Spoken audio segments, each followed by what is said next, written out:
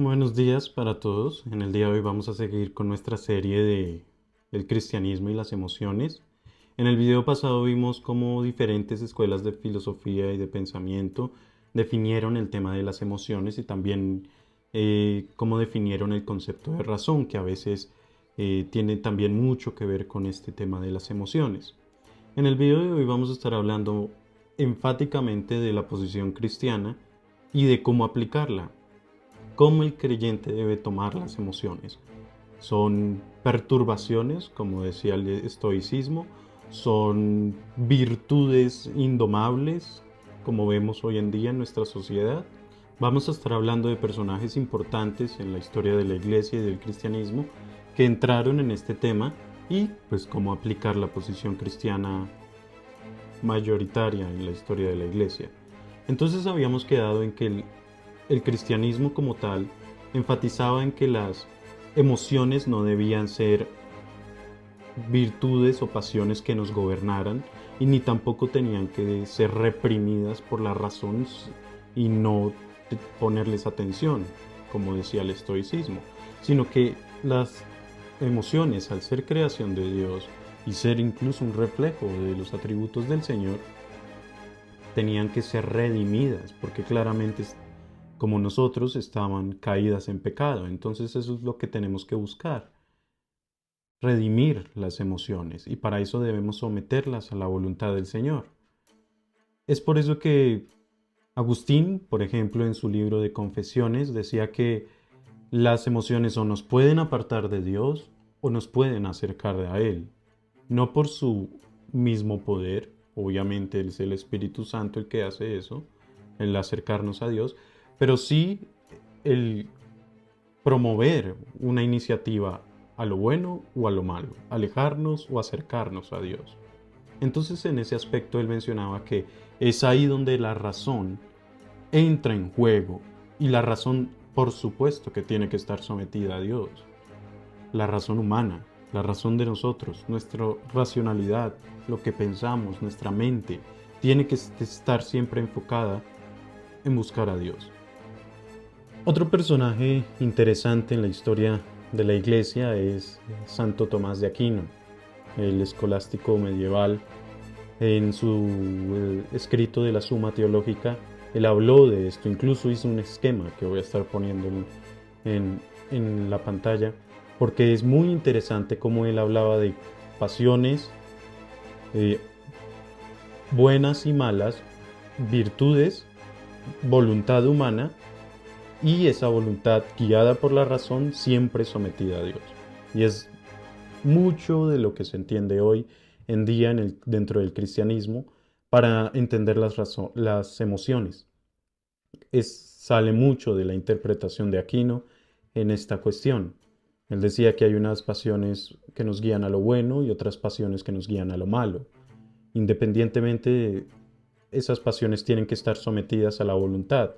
Y es ahí donde el ser humano tiene que esforzarse y ganar fuerza de voluntad para someter las emociones, las pasiones. Y esa fuerza de voluntad claramente tiene que estar sometida a la voluntad de Dios, porque si no, sería un guiarnos por pasiones malas que nos alejan de Dios. Eso, en resumen, es lo que decía Aquino en la Suma Teológica. Otro personaje famoso en la historia de la iglesia es Juan Calvino. En las instituciones que él escribió, él tomó mucho de la posición de Agustín, de que las emociones no eran malas, no tocaba negarlas, simplemente redireccionarlas a la voluntad de Dios. Y es ahí donde el ser humano tenía que fortalecerse en su santificación y ganar fuerza de voluntad para someter a las emociones a la voluntad de Dios. Eso es lo que más o menos decía Calvino, pero él decía algo también interesante. Él decía que no depender de las emociones para la fe. Hablando de la fe, él decía que no, las emociones no tenían que ver con la fe. Podían, como decía Agustín, acercarnos o alejarnos de la relación que tenemos con Dios, pero no eran una guía para calificar o entender la fe que nosotros tenemos para Dios, porque podemos tener días buenos o días malos, pero eso no hace que nuestra fe decaiga o crezca. Las emociones no califican la fe que tenemos en nuestro Señor Jesucristo. Eso decía Calvino. Entonces, si notamos en estos tres personajes, y hay muchos otros, Jonathan Edwards también habló de este tema en uno de sus libros, que voy a estar dejando aquí abajo, sobre algo muy parecido a lo que decía Calvino, que las emociones no calificaban la fe, pero nos ayudaban a acercarnos o alejarnos en esa relación con el Señor, desde nuestra perspectiva, claro está, porque nosotros nunca nos alejamos del Señor, porque estamos sostenidos por Él, siempre estamos cerca de Él, pero a veces nosotros en nuestra caída de pecado no logramos percibirlo, y es ahí donde necesitamos devoción y oración. Y es aquí donde entro en la práctica. Estos personajes que mencioné fueron muy importantes para identificar cuál es la posición cristiana. El principal, las emociones no son malas, no son perturbaciones, como decía el estoicismo. Hay que llorar, hay que enojarse, hay que reír, hay que estar feliz, pero esas emociones no deben llevarnos al pecado. Jesús lloró, pero pues no se deprimió, no cayó en angustia desmedida. El Señor se enojó en la santificación del templo, pero ese enojo lo llevó a limpiar el templo, algo totalmente válido. El Señor se gozó, las bodas de Canaán son un reflejo de eso. Hay muchos, muchos, muchos ejemplos de cómo el Señor expresó emociones, dio validez a las emociones, no las entendió, no las reprimió, no fue un robot, no fue un ente sin alma, sino que las mostró de una manera totalmente perfecta de cómo es que nosotros debemos demostrar esas emociones como creyentes, ese balance que es mostrar siempre esas emociones pero sometidas a la voluntad del Señor. Y para eso necesitamos conocer claramente a Dios. No podemos someter las emociones a Dios si no conocemos a Dios. Para eso tenemos que, pues, primeramente, lo básico, devocional, oración, mucha oración, y también estudio pastoral y teológico. Las dos son importantes para entender quién es Dios, quiénes somos nosotros y qué es el pecado, qué es la gracia, quién es Jesucristo. Y cuando entendemos eso cada vez a mayor profundidad, entendemos mucho más, conocemos mucho más cuál es la voluntad de Dios, y así sometemos nuestras emociones mucho más al Señor. Porque lamentablemente hoy en día vemos extremos y un estoicismo casi cristiano en donde mostrar emociones está mal y es como una muestra de debilidad y de ser un hermano débil por tener angustias. No, el gozo cristiano, el gozo cristiano no es una ausencia de tristeza, es una esperanza también en medio de la prueba. Porque es que los profetas en el Antiguo Testamento, Juan el Bautista, el mismo Señor Jesucristo, el apóstol Pablo, ¿acaso se volvieron cristianos y tuvieron una vida feliz para siempre? ¿Sin pruebas? No. Mientras el apóstol Pablo iba predicando por todas las naciones, él también tenía luchas. ¿Y qué decía él? El Señor me dijo, bástate de mi gracia. Y eso es lo que tenemos que hacer como creyentes. No debemos esperar a que el Señor nos quite la prueba o nos quite el sufrimiento, nos quite la tristeza, nos quite la ira, el enojo, y ahí sí servir, ahí sí evangelizar, ahí sí predicar. No, porque si no nunca vamos a hacer nada. El cristianismo se muestra, es como nosotros demostramos el amor que Cristo tiene por nosotros a nuestro prójimo. Y ese es uno de los objetivos de estos videos. Demostrar que nuestras emociones están ahí y siempre van a estar ahí y van a ser una lucha más en el sometimiento a la voluntad de Dios. Pero debemos seguir adelante, ese no es un impedimento para mostrar el Evangelio. Nuestra personalidad, nuestro carácter, nuestra forma de ser no es un impedimento, no es, tengo que estar más maduro. Sí, siempre tenemos que madurar más. Pero el yo que soy ahora, el yo que ya tiene al Espíritu Santo, es un yo que ya debe predicar. Es un yo que ya debe dar testimonio. No es un yo que espera a estar bien, porque entonces nunca va a estar bien. Una de las diferencias que podemos apreciar hoy en día en el cristianismo actual al cristianismo primitivo, de por sí no estoy diciendo que tenga que ser igual, exactamente igual, el cristianismo es un progreso, pero sí algo muy curioso es que en el cristianismo del primer siglo, cuando las primeras iglesias empezaron a ser perseguidas por el Imperio Romano, eh, y empezaron a ser asesinados, matados, martirizados por el imperio, ellos aún así morían con felicidad. Y era algo que llamaba mucho la atención a los ciudadanos del imperio. No era su parte doctrinal, que también. La prioridad no era la doctrina, no era... eh, no, lo que llamaba la atención del cristianismo en ese momento no era el conocimiento, porque escuelas de pensamiento habían existido siempre. Venían de 5 o 6 siglos atrás, de una escuela de pensamiento filosófico como la Grecia antigua, donde rompió todos los paradigmas y niveles de pensamiento humano nunca antes visto. No era precisamente el estilo de pensamiento del cristianismo, que también en eso no se quedaba atrás. Era la forma en que los cristianos mostraban gozo. Un gozo que para el imperio y sus ciudadanos era desmedido, pero siempre les llamaba la atención. Estaban a punto de ser martirizados y ellos cantaban salmos con alegría. Estaban a punto de ser asesinados y el Señor les otorgaba un gozo y una paz de poderse encontrar con ellos. Impresionante. Y hoy en día vemos que el cristianismo se ha enfocado mucho en el emocionalismo. Y el emocionalismo nos lleva a un entendimiento debido a nuestra cultura posmoderna, un existencialismo basado en nuestras emociones, basados en nosotros mismos, pero en nosotros mismos sin esperanza.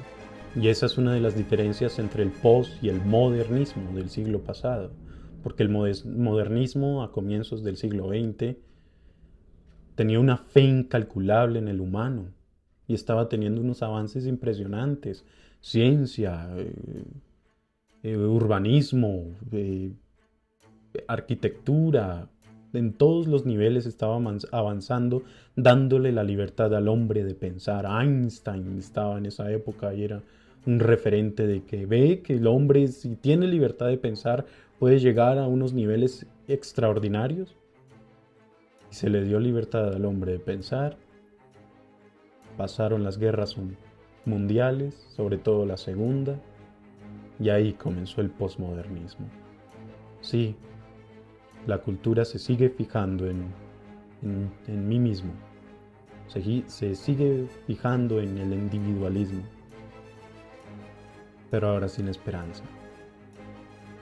Por eso hay tantas cuestiones, dificultades de salud mental, psicológica. La psicología no está dando abasto con la cantidad de depresión, ansiedad que se ve hoy en día. Y no voy a decir que eso es mentira, claro que no. Sería un error, la mente también se enferma. Si a alguien le da cáncer, yo no le puedo decir, pues, ¿acaso Cristo no es suficiente en tu vida? Pues no, pues la mente también se enferma. Porque la mente, al ser caída, deja de pensar como debe pensar. Deja de tener la estructura perfecta, cegada por el pecado, y nos lleva hacia otro lado. Por eso tantos casos de suicidio, de depresión, porque lamentablemente la mente, moldeada por la cultura hoy en día, sin filtrar las emociones a la voluntad de Dios, nos lleva a unos niveles de existencialismo, de nihilismo, donde el hombre no tiene valor. Cuando no vemos valor en nuestra vida, lo decía Nietzsche, pues vivamos como queramos. Pero entonces el valor se lo empezamos a atribuir a otras cosas que son efímeras o a veces ni siquiera materiales. El valor de la vida está en las emociones que sentimos. Las emociones que sentimos no son duraderas, cambian todo el tiempo. Es por eso que el Señor nos manda a buscar esa santificación incluso de nuestras emociones. Pero para someterlas a Dios tenemos que conocerla. No es ser estoico, no es reprimirlas, no es decir, oh, son perturbaciones, hay que eliminarlas para ser un ente, un ser totalmente imperturbable. No. Primero, es imposible que el ser humano no sienta. Podemos conocer seres humanos más o menos apáticos, pero sienten. El tema es la expresión de sus sentimientos. Si no se expresa, explota. Y es lo que vemos hoy en día. Explosiones de emocionalidad en todos los sentidos que llevan a pecar, llevan a lo malo, a las pasiones malas, como decía Aquino. Entonces, hermanos, oración, devocional y conocimiento. No, no, no subestimemos el conocer a Dios. No, no es una cuestión solo de relación, porque una relación sin conocimiento es una relación emocional. Él es el dueño de todo, el creador de todo. Por lo tanto, pues hay que conocerlo a Él para conocer cómo Él hizo las cosas, incluyéndonos. Y así tener mucho más balance, mucha más paz del espíritu, mucho más gozo. Que como dije, el gozo cristiano no es una ausencia de tristeza, sino una tranquilidad y esperanza durante la prueba. Hermanos, esa es mi reflexión acerca de las emociones. Someterlas al Señor, pero para eso debemos conocerlo. Tim Keller, un pastor presbiteriano, en uno de sus libros, el libro de la predicación, en capítulo 5 creo, habla del escepticismo que se ve hoy en día con el cristianismo. Habla de pues las posiciones filosóficas de la actualidad, del posmodernismo, el modernismo, y él dice, el ser humano no puede ser tan arrogante de pensar, hablándole a los creyentes, el creyente no puede ser tan arrogante de pensar que por reconocer el posmodernismo, que existe el posmodernismo, no es influenciado por él. Es decir, reconocer que hay una estructura de pensamiento caída en este momento, socialmente aceptada, culturalmente aceptada, no nos hace inmunes a ella. La cuestión no es aceptar o rechazar el posmodernismo, es cuánto nos dejamos moldear por él. Y es evidente ver cómo las personas en diferentes etapas de la historia de la humanidad se ven moldeadas en gran o menos medida por una estructura filosófica, una estructura de pensamiento. Nosotros no podemos decir que no tendríamos problemas en entender una estructura social de una Grecia antigua o de un Jerusalén del siglo del Señor o un imperio romano o el imperio carolingio. No, la sociedad siempre va a influenciar en nuestro entendimiento. No somos entes imparciales, nunca lo seremos. En eso estoy de acuerdo con el presuposicionalismo. El ser humano nunca será imparcial, porque siempre está ligado a un sistema de creencias, de pensamiento. La forma en que ya fuimos criados es una forma de muchas. El tema es, ¿esa forma se acerca al Señor o nos aleja? Y ahí es donde entra la emocionalidad que vemos hoy en día, aplicada incluso en la iglesia. Hoy vemos iglesias que enfatizan mucho el sensacionalismo, el emocionalismo, por encima del conocimiento del Señor y de la palabra, de las escrituras, porque nos centramos más en cómo nos sentimos, pero el sentimiento va y viene. Es cómo entendemos y sometemos ese sentimiento al Señor. Cómo entiendo durante la tristeza el gozo del Espíritu y cómo me lleva a la esperanza en Cristo. Cómo entiendo desde la felicidad, cómo debo incluso guardar prudencia y no pasar el límite para siempre ser ese santo que el Señor quiere que yo sea. Cómo durante la ira no puedo pasar el límite de la violencia, de la agresividad. Es todo un balance. Y es que se ve mucho hoy en día los dos extremos. Y esos dos extremos el Señor los condena por igual. Tampoco está bien no sentir. Lo digo entre comillas porque no es posible. Se reprime. Pero el reprimir emociones no está bien. Porque luego nos llevan a explotar. Entonces, hermanos, oración, devocional, conocer al Señor, conocernos a nosotros, conocer el pecado y su gravedad, conocer al Señor Jesucristo de manera espiritual, pastoral, pero también teológica. Sí, teológica. Porque yo sé que hay dos bandos que no les gusta la teología. El bando súper emocional, que se basa en Jesús me ama y pues no necesito entender nada más. Y el bando intelectual, escéptico de la teología es un constructo humano que necesitamos conocer al Señor, mantener el balance. Entonces ese es la conclusión, hermanos. Seamos balanceados en nuestras emociones. No se trata de reprimir o dar rienda suelta, sino de conocer al Señor. Y entre más conocemos al Señor, más podemos someter nuestras emociones a su voluntad, dejando el orgullo, dejando, no, es que el Señor puso esto en mi corazón. Pues si tú conoces a Dios y entiendes que es una cuestión que va en contra de su voluntad, pues entonces no fue el Señor. Y sometes eso y lo redireccionas al Señor. Sí, suena fácil de boca. Lo difícil es practicarlo, pero debemos hacerlo. Porque si no, somos como niños malcriados, que entre más nos acostumbramos, más difícil es dejar esa costumbre luego. Este sería el video de cómo aplicar la emoción en la vida cristiana.